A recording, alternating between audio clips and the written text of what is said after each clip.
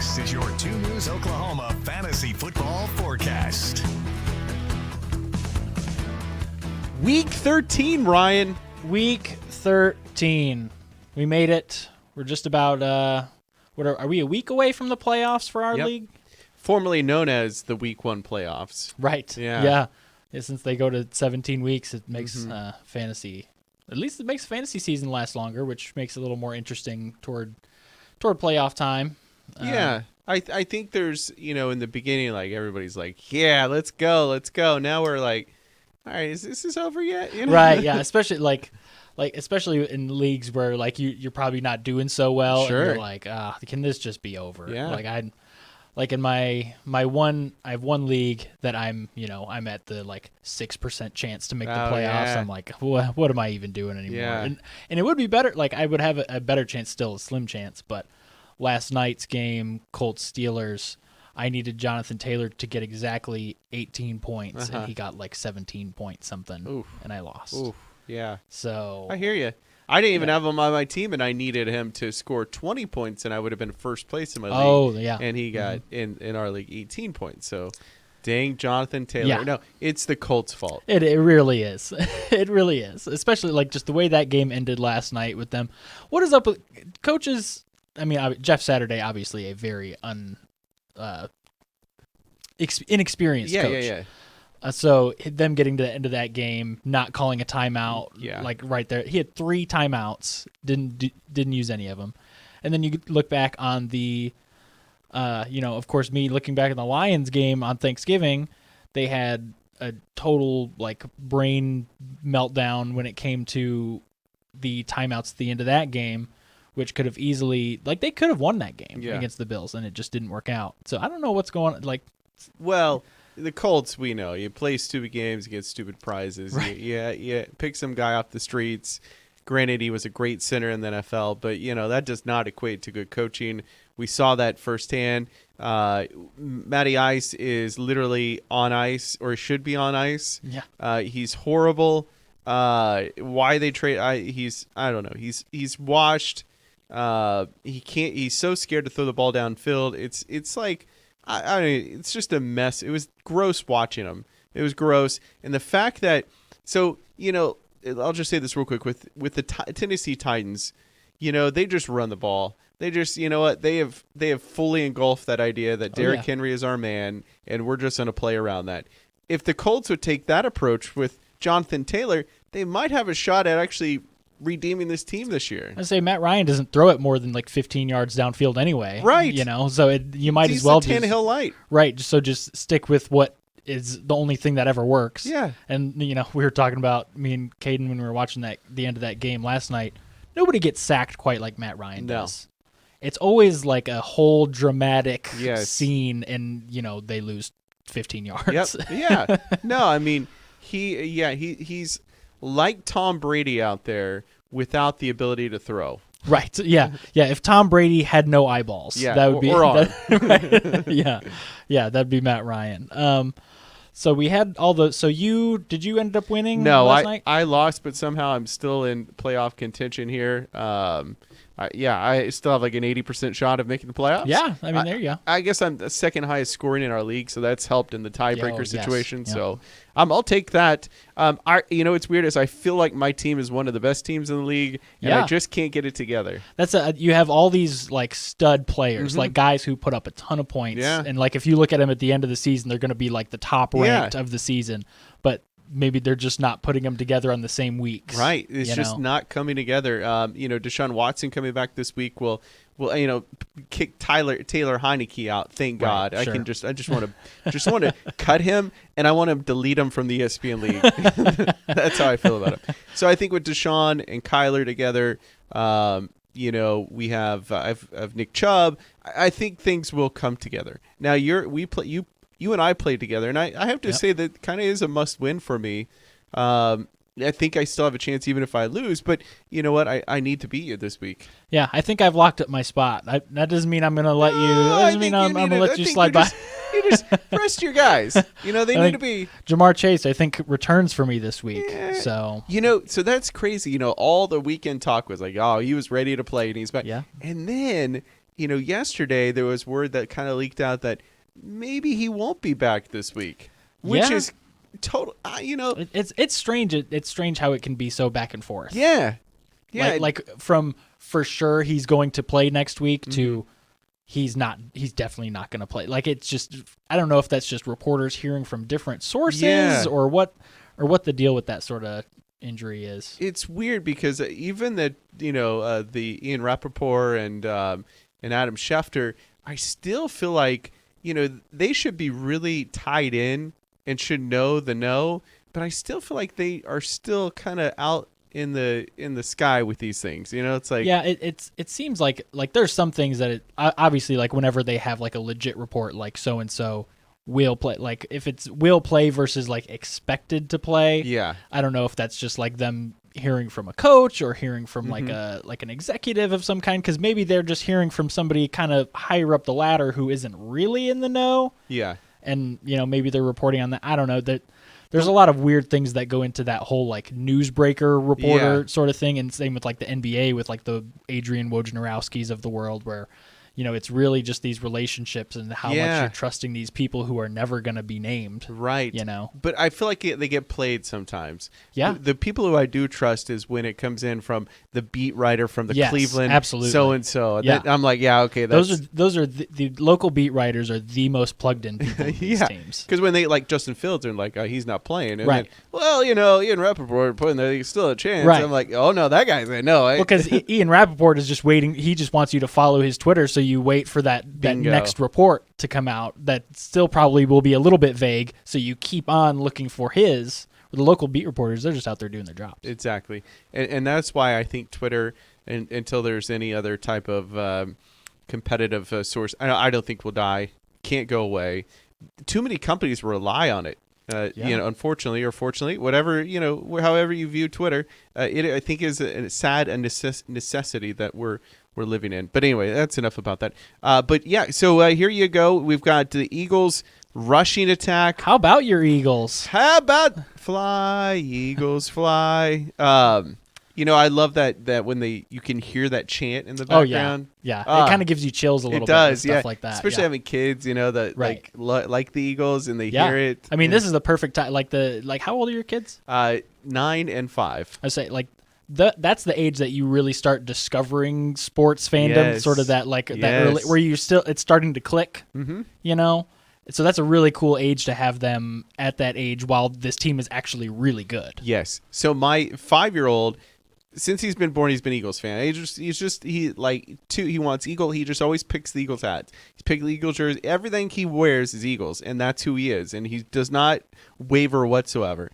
My other one, Reed, he was Justin Jefferson. Now he's the Chiefs, and now for Christmas he's asked for a Jalen Hurts jersey. Sure.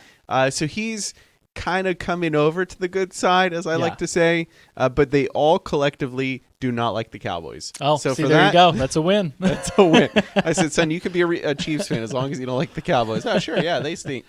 So those Eagles on Sunday night were, dominant as far. I mean, the game was closer than you'd think it would be, just because of Aaron Rodgers going out and Jordan Love playing.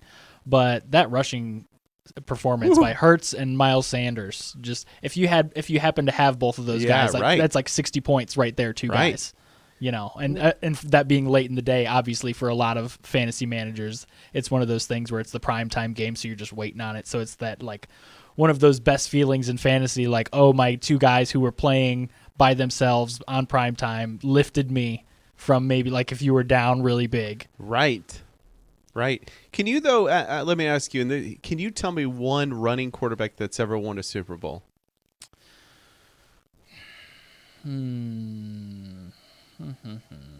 Right.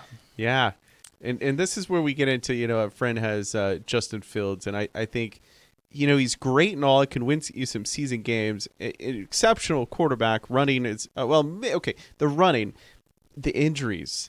The injuries just can't sustain you, and I think that's why you don't see Patrick Mahomes running a lot. Yeah, and he's certainly capable. Like if he wasn't such a good passer, we'd probably look at him as one of these like, oh, this guy's a good runner, but he's not all that good of a passer. Like similar to any guy who's just fast and played quarterback. Yeah, and then you've got Josh Allen, who could potentially be the first one ever But you know what? His arm's banged up, his elbow, because of running. And they've looked a little shaky, the Bills, you know? Like they had that Cleveland game, but that Cleveland defense is terrible.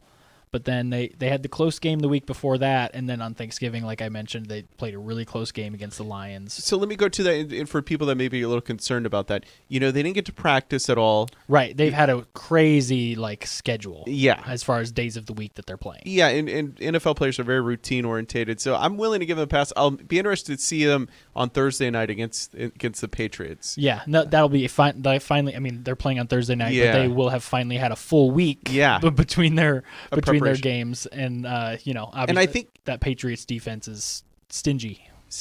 You're correct. They hadn't allowed a wide receiver one all season up until Justin Jefferson schooled him in wide receivering. But real quick on to that, the Bills. I think that's why it took him so long until the fourth quarter to actually get in. I mean, Stephon Diggs and Allen were not in sync whatsoever. No, yeah. And it was I was watching, what is going on here? I mean, Stephon and him are just tied at the hip, but they could not hit a pass. And then the fourth quarter, it's things started to sink. Oh yeah, yeah. And at that point, it's every time Josh Allen throws it, 20 plus yards, you're like, oh, somebody's going to catch that. Exactly. Yeah. Exactly. So now, do you feel more confident in Swift now? In Swift, not really. No. Okay. He doesn't he's obviously been able to play more and get more carries, but long term, it doesn't make me think that he's going to be this cornerstone of the offense. Sure. I think that the wide receiver group, sure, like Amon-Ra St. Brown, he's the guy who I think of on that team as this is the offensive player right now that you are going to be building around until you have a quarterback. Right. It will be interesting because you sometimes see this when if we get next year, the Lions get a rookie quarterback and they bring him in. These quarterbacks pick different people that they like to throw to. They do. Yeah, he could very easily look at a Josh Reynolds and be like, that's my guy. Yeah, the Williams guy coming back. Yeah, Jameson Williams. That's the thing. He won't be back this week, but there's a chance he could be back the next week. Yeah. I'm wondering how long they take that before they just say, hey, we're just going to hold him out the rest of the season. But, I mean, maybe they want him to get the reps before the offseason. Well, I guess we'll see, but... I wonder, as a Justin Jefferson owner, I wonder how long is Kirk Cousins going to last? Because Kirk can throw the ball to Justin Jefferson, and he's very consistent, just willing to throw it up to him. Right. Will you get another quarterback in here that's that dedicated to doing that? That'll be interesting because he's certainly seems to be on a mission to squash those predetermined feelings that we all have about him, where he can't play in primetime games, but he won a primetime game in pretty impressive fashion. So it's one of those things that he's the kind of quarterback I could see that team winning a Super Bowl only based off of the pieces around him. Yeah. Not just as long as he's not making mistakes. That's a team that can win a Super Bowl. Right. So you also have on your list here Mike White, Jets wide receiver stock up. Mike White is the true definition of fool's gold for me. Yeah. We did this last year. Oh, yeah. He had 400-something yards, and then the next week had 4 picks and got benched. Yep. And why people, all these analysts, Mike White, and, Elijah Moore's back, and Garrett Wilson had a big game. Right. It'll be tough, too, because Michael Carter got hurt. I don't know if that'll be long-term, but that obviously shakes up their running game once again. They had James Robinson as a healthy scratch last week.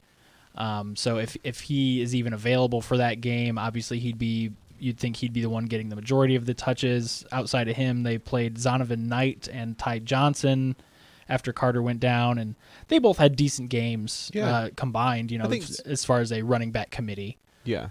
I think Zonovan Knight is the guy. Whenever you get coach speak playing, talking up a player, and then you get the healthy scratch of James Robinson, who I don't think's fully back from the Achilles. I don't think I think found is running backs after an Achilles are just not there. They're not coming back to their full strength. Unfortunately or fortunately, however you want to view it. So Zonovan Knight, I think, is going to be your guy this week to pick up.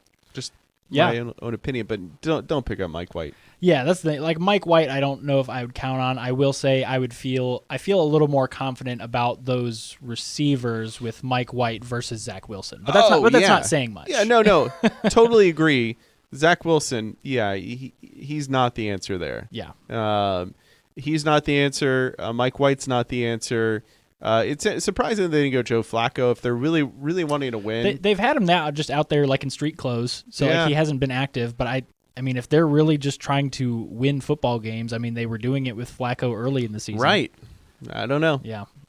Maybe Flacco said, "Hey, man, I'm tired of getting hit." Yeah. Or there's some bonus related structure on. It could be. Yeah. Flacco's It could. Yeah. contract. It could very easily be contract related, where they're saying like, "Oh, if Flacco, succeeds this level of expectations that we had written in for him, we got to pay him more," or something of that nature.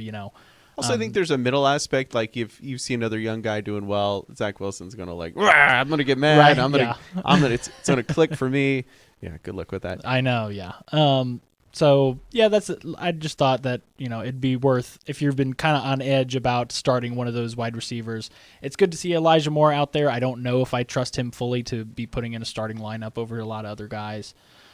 Garrett Wilson, however, seems to be a mainstay. I would keep starting him. Sure, Garrett. Oh man, he's all over the place. I know, he's so good. Yeah. Another guy. So I have one league, which I will say I have two things to talk about this particular league for. One, I would have easily won on Sunday if it weren't for the Josh Jacobs 86-yard touchdown run in overtime. 48 points. Yeah, I was looking good. He was having a good game already, but I was still looking good. Sure enough, he comes out, runs 85, 86 yards for a touchdown, buries me. Yeah. Which I'm sure happened to a lot of people. But Sure. he's had a really good, like, I don't remember him in any of the drafts I was doing being like a top, there were times he was falling out of like top 10 running backs, Yeah. So anybody who got that seems like that would be a steal. I think the talk this week is what did the analysts do wrong with Josh Jacobs? I mean, that's a very valid question. What did people do wrong? I mean, sometimes people just do really well, and they're not expected to. Yeah, I don't think in his time up until this year, the Raiders didn't seem to want to run the ball that much. No, at least with him, like they would be running it, but he was always splitting time, even though he was thought to be this sort of bell cow back who could play every down. Sure, they were pulling him in and out. Obviously, he had a couple little injuries here and there. But he was not used like 33 carries. Yeah, that's like insane. that with a calf injury. Right. Yeah, he was questionable coming into the game. Right. Yeah. And then they're like, "Well, we don't know if he'll play again this week." The dude just went off. Yeah. How could he not play? I mean, yeah. He literally, we saw him at the end of a long football game. Yeah. 32 carries in. Yeah. Had his 33rd carry for 86 yards. Right. Outran everyone. He'll be fine. Yeah. I'm not worried about him. Yeah. Boy, if you got him, you're lucky. Well, that's and like think about say just for draft value, you think about some of these guys who you took in like later rounds who ended up being your starters and now are probably your keepers no matter what. Sure. Like a Josh Jacobs, like I wish I would have taken him and like he was probably available fairly late into a lot of the drafts that I was in. Should I have taken him, earlier? I wouldn't have based off of all the analytics, and all the projections, but.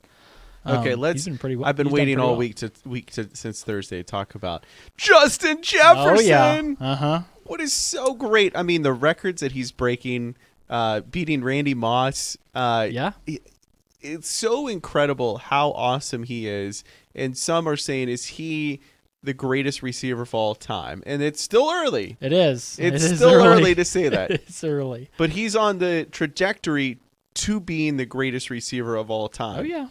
Mm-hmm. But I noticed the hesitancy in your voice with that, and I'm one of the biggest Justin Jefferson fans in the whole entire world. So I'm very biased. However, I will say when I see Justin Jefferson, I don't see Randy Moss. Like I don't see that big, tall, right, fast guy. Yeah. I don't see Megatron. Yep. I don't see that with Justin Jefferson. So maybe that's why it's more astonishing what he's been able to do without the physical structure of those incredible receivers.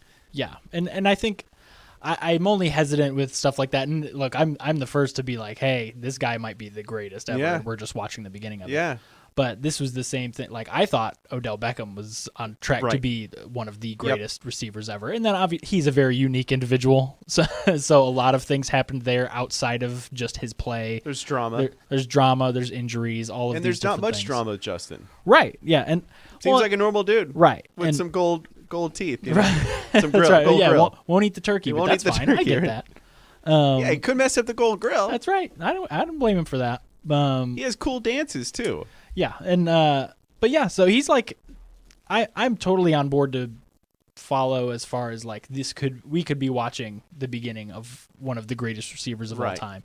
It's obviously one of those things that longevity wise, we'll see how it shakes out. Statistically, you could say he is right now on that trajectory. Right, and that's things the thing. Could change. Though. Yeah, and you talk about like people in their primes or whatever. You know, if you're like, we could be watching peak Justin Jefferson, or he might get better. Yeah, he might get he's even only better 23, right. 25. Right. So, I mean, look, we're talking about Stephon Diggs being number 2 wide receiver, and he's 29. And Kirk Cousins is his quarterback. Yeah, you right. know? Right, Kirk Cousins. But, you get a change in quarterback, and, I think the coaching is going to be fine. I mean, look, I saw Matthew Stafford with Cooper Kupp in this coach, and it was exceptional. So I think with the coaching, he's going to say, hey, we got to get Justin Jefferson. Now, they play the Lions coming up, and I think it's next week or whatever. The last time they played Lions, he only got like 6 points. Yeah. So I'm interested to see that rematch. Justin Jefferson has a very tough, on paper, playoff schedule coming up. He's got the Jets. Sauce Gardner, who got demolished last weekend. Yeah. Demolished. Yeah. All I kept seeing was Sauce kept looking back at the Wilson going for the touchdown. Mm-hmm. Everybody was going past him. So, Justin Jefferson seems to be matchup proof. The Patriots was a very, they hadn't allowed a wide receiver 1 all season. Yeah. And here you go. So there's my time on Justin Jefferson. Yeah, no, it's a good get by you at the top of our draft. I went all in. Yeah. But you know what? My team still hasn't they haven't backed Justin Jefferson yet. I need him to get on board. But anyway, I know another guy who's on your team, Travis Etienne. But obviously something to monitor for guys who have him, JaMychal Hasty sitting there behind him, and then they picked up Darrell Henderson. Okay. So maybe Hasty sucks. Yeah. Here, Henderson's going to be the guy you're going to go to. Don't look at the little splash play by Hasty. Hasty sucks. Henderson sucks. Etienne's exceptional. However, I'm not trusting my boy Doug Peterson, who brought me a Super Bowl in Eagle Land. Really? He had the gutsy call there at the end to win that game. I'm sorry, yeah. No, coaching-wise, I think just as far as the running back rotation. Yeah. Etienne, I'm not sold yet that this guy's going to be the long-term guy.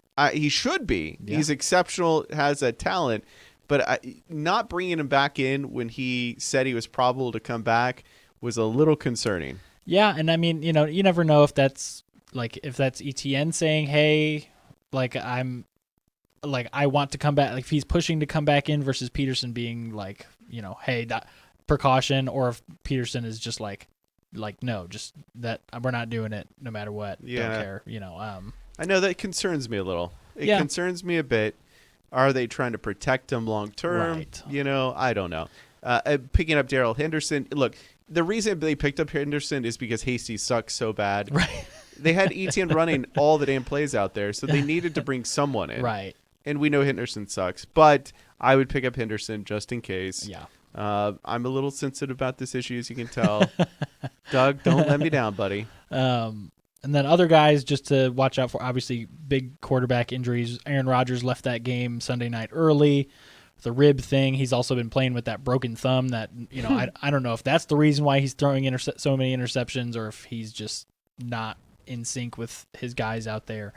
And then we got breaking news about Aaron Rodgers. He says, I plan on playing this week. He told Pat McAfee that he got good news with the scans and plans on playing. Well, there we go. This week. You can expect Aaron Rodgers to play. Jordan Love as a backup looked okay. Yeah. He was just fine. He didn't do anything that made me, be like, oh, this guy should be starting over Aaron Rodgers. Right. Like I said, Justin Fields still dealing with the shoulder thing. Trevor Siemian backed him up. Not so good. Yeah. Which, I mean, Chicago already wasn't surrounding Fields with much. He was sort of a one-man show. And now with Mooney gone for the season. Right. So let's shelf Fields for the year and wait till next year. Yeah. Build up their line a little more. Yeah. it's unfortunately with just this, speaking as a guy that might have to go against. Unfortunately with the way that the playoff picture is shaking out, everything's so close right now. There's so many teams like with similar records that I'm sure the Bears, as far as an organization, are probably sitting there saying, well, we still have a shot to get back into this playoff picture, which, at this point in the season, you're probably running out of time, but it's the last. These are probably the last couple weeks for those teams to either determine, okay, we're going to push for the playoffs or we're going to back off. Slow her down. Yeah. So they're probably pretty close to that, especially if Fields is going to keep being out, which this injury seems serious enough to where a running quarterback such as him probably wouldn't want to be in there. Well, because we know he can't throw, so why he's basically Trevor Siemian when he's in there throwing. So, without running, he is Trevor. So, sadly. Another injury question situation, San Francisco, Christian McCaffrey, he played that whole game. They took him out for a second, but he was I guess he was complaining about knee soreness, which with a guy who's had so many lower leg injuries as he has, that's some cause for concern, but they didn't seem super worried about it at the time. They did have, I think Jordan Mason played a little bit. But Elijah Mitchell is out for the foreseeable future, sprained MCL for him, which, sucks for him. He just came back. Don't forget Tevin Coleman. Is he still over there? Yeah. Remember he came back just a couple weeks ago and scored a touchdown. Yeah. Him and Shanny, they're they're boys. Buds. Yeah. So don't forget Coleman. Yeah. Just a heads up. That's a deep dive on that. That is a deep dive. Yeah. But don't. Hey, if you're in a pinch, you want to go with the guy that he trusts, it's going to be Tevin Coleman. And, just with we always talk the McCaffrey injury history, should he go out this very next game and, tweak something, or maybe this knee soreness is something more serious, you're going to want to have whoever that backup is going to be on your bench ready to go to replace a guy who gets as much volume as Christian McCaffrey gets. And then, I have just a note here on Allen Robinson. He's out for the season, which the Rams are just a mess already. Ugh. That pick that they traded to the Lions is getting better and better. Do you know plays on Christmas Day? I think it's the Rams and the Raiders. Oof. Yeah. Oof. That looked like a cool game in August. Yeah. So they've asked the Rams season ticket holders to donate their tickets to charity so that they can actually get people to show up. Oh yeah. Yeah, that wouldn't be a bad idea, because it's do you know, is that in LA? I assume if they're doing that. Yeah. It's a fancy new stadium to be empty. Ooh, yeah, bad, not a good look. But yeah, so he's out, and with Cooper Kupp out too, I don't even know who it's like Van Jefferson and a bunch of guys over there in LA at this point. Other storylines, bye weeks. Carolina and Arizona are on byes this week. Next week will be the last round of byes, which is, it's a lot of teams. You're right, and it's tough. Like with the fantasy playoffs, Green Bay, starting. Atlanta, New Orleans. Yeah. Yeah. I mean, the Green Bay, has a lot of fantasy implications. Rodgers, Aaron Jones, Christian. What is his name? Watson. Yeah. I mean, boy, if Christian Watson's still on your waiver wire, you better well go grab him. Yeah, he is. I thought for sure that was one hit wonderland. Yeah, me too. And sure enough, like, it's funny because I had him. I had picked him up for that game that first game that he went off in one of my leagues, and I immediately I was like, oh, I'm trading him. Yeah, easily, and I traded him. And sure enough, he just keeps going off week after week. He's like Green and Ryan, you suck. Right. You suck, Ryan. You suck. He's showing me. So those teams are on buys, and now we're at the point again with the playoffs here. We're talking. And we had mentioned a little bit before with the Patriots defense and, as far as like really paying attention to swapping out these defenses week after week. So it might be at this point, now that we know for sure who the bad teams are, talk about the Rams, talk about the Houston Texans, maybe you're looking at your waiver wire and you're like, well, my lineup, I'm not really willing to make any changes right now headed into the playoffs. Trade deadlines have mostly passed, but if you're streaming defenses, you're kind of looking for who's playing against the Texans, who's playing against the Rams. Yeah, right. Because those are going to be the defenses that are scoring points. Boy, I'll tell you what, Derrick Henry has an amazing playoff run schedule. Oh, does he? Yeah. He's got the Texans one week. He annihilates them. every single matchup annihilates them. And poor Dameon Pierce, who just man, what are they doing to that guy? Yeah. Like, and they're not. It gets to a point like he's this promising young rookie, and he's the only real good player on your team. Yeah. And they're not even playing him down the they stretch. brought in Dara Bloblobly or whatever. I mean, come on. I don't know. Maybe they're just saying, like, hey, dude, just relax. We got you for next year. But the sad thing is they have multiple picks. They're going to get a quarterback, and they could get Robinson as well. The Texas running back, Bijan. They could. And then Damon would be more of a side piece, which is maybe fitting more for his role. Would be better coming in third down. We'll see. So think of Dynasty. Don't get too excited on Dameon Pierce, who has talent but is just not exceptional. Yeah, and it's definitely harder to tell with guys like that when they're on teams that are just so bad. I mean, some people were thinking that Davis Mills was going to be their quarterback, but last year. We know where that's going. And that Kyle Allen has this horrible game, and they're like, well, we're not going back to Davis Mills. So it's like you're stuck either way. Right. So real quick, here's what I did last week, and this might help you out in the waiver wire category because you do bring up Samaje Perine. So last week in my league, I at the first waiver wire night, I picked up Samaje Perine. I don't have Mixon, but I've paid attention to the news that, he had a concussion. More likely he's going to be out. Well, so the team that didn't get Mixon said, okay, well, I'm just going to use Mostert as my guy. You can have Perine, right? Well, then we came to where Mostert was out. So now he's like, oh, boy, right. I need a running back. Yeah. And so he offered me to trade him, but the trade deadline had already passed. And then I dropped him when nobody could pick him up. So he would go back on these waiver wires and then picked up Mostert, who he dropped, hoping that maybe Mostert gets healthy again or, whatever. Mm-hmm. So play the waiver wires. My thing is, and I spent a lot of money on the Kansas City Chiefs defense because I didn't want other teams to get them. Yeah. Sometimes the best offense is being on the defensive side. Oh, yeah.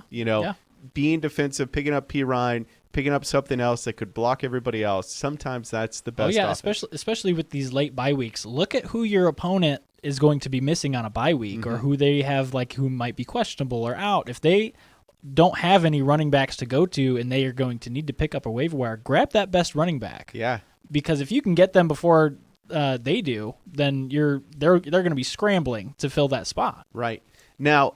Looking back on it, I probably maybe shouldn't have dropped Samaje Perine. I think I did that just as a flex to say, right, I can afford to drop him. Now I'm thinking, well, what Mixon gets hurt again, and he's obviously going to go pay for him this week and pick him up. Mm-hmm. So I could have continued to hold out on him, but you know what? That's okay. Another great team to have coming up for the defense. The next who has a tough matchup with the Bengals this week. But then after this has one of the best stretch runs is the Kansas City defense. Yeah. They've got I'm just guessing here, but I remember it's junk teams like the Colts. No, they played the Colts. Sorry, it's like the Texans or no, they already played there. You know what I mean? They're bad teams. You can come out if you look out. You can see the Kansas City has some easy teams to go against. Not this week. But the weeks after for the fantasy playoffs. Who are they? So they get, like you said, the Bengals this week. Then they'll have at Broncos, at Texans, home for Seahawks, home for Broncos, home for Raiders. Yeah, I mean, come on.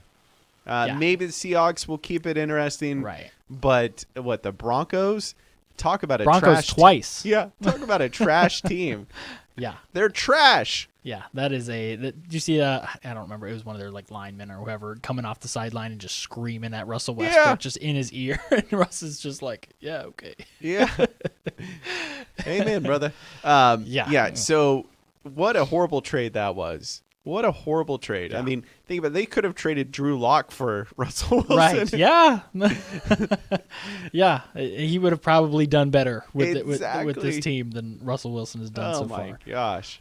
Last guy to kind of look out for, and this is a guy who may or may not be available. Zay Jones is one of those guys that week to week is getting dropped, picked up, dropped, picked up over and over because people are like, oh, he's finally going to pick it up, and he doesn't.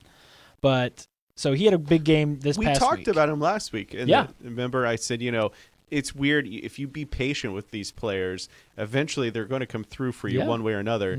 Yeah, Zay, I think, is the number one pickup. Whether if you're stuck in a bind, you play him. But you put him on your bench, and if you get stuck in a bind, then you can just plop him in and say, you know what? If he does well, boom or bust. One of these guys, like either way. If I don't have him at all, then I have nobody to put in there. Right. But if I have him, I can play him, and maybe he has a game like he had against the Ravens, 22 points, and then they play the Lions this week. Which it's one of those things that it's the highest scoring total projected by Las Vegas. So yeah, so that's one of those ones, especially with if Trevor Lawrence can keep what he had in that fourth quarter going. That would be a very nice looking offense with or without ETN. You remember in the beginning, I was like, Trevor Lawrence, amazing, amazing. And then what do? I bailed on him too. Oh yeah, well no matter how good of a game, he just fumbles so much. He does fumble. He has he fumbled last week. Yeah, every week there's a fumble or two on his stat line. I'm like, man, what is going on over there? There's still some stupidity to his game. Right. We'll see, though. I mean, he's got the Lions. He should light it up there. Maybe. We'll see. Lions can be catchy at times. But he does have a tough playoff schedule. So we'll see about that, how well he does. But yeah, I know. Okay. Well, gosh, I gave up. Hopefully Deshaun does well. I made a bet with my friend that Deshaun will be a top 5 quarterback next year in fantasy. He just might, depending on. That offense with Jacoby Brissett looked good. The defense in Cleveland is. Right. But look back. He's been pretty much a top 5. Whatever side notes, in real life, whatever, it could be gross. We're talking fantasy here. The realistic expectation for him is to be a top 8 fantasy quarterback. They all the sites have him projected as a top 8 quarterback this week. Yeah. He hasn't even played. I know, right? Yeah. They don't even consider the rustiness involved here. I was going to say, I'm curious to see how quickly he can pick it up. Obviously he'll be able to practice beforehand, but that's nothing like being in not having played for almost 2 years. And the Texans, aren't horrible on pass defense. Right. They're not really that bad in pass defense, run defense. Oof. But so it's going to be a Chubb game, but maybe he gets them down the one and does some QB runs and runs in. Right. That's the thing. The risk is there, which makes the defense a little more honest if they're prepared for him. Exactly. So it'll be another fun week to watch, and hopefully I beat Ryan. That's my goal. I just got to hold you out of the playoffs. So I don't got to deal with you later. Yeah, you hold me out, buddy. We'll be talking next Tuesday. I can tell you that much. So on Sunday Night Football this week, we've got Colts Cowboys. Colts seem to be keeping some of these interesting. Oh, God. Do we have to watch them in primetime again? Watch them in primetime. Grab that Cowboys defense. That's right. Oh, pay all the money you can for that. Yep, a lot of sacks in that one. Yes. So we'll be back next week with probably a real nice little playoff preview with how things are shaking out. So for Mike Collier, I'm Ryan Love. We'll see you guys next week.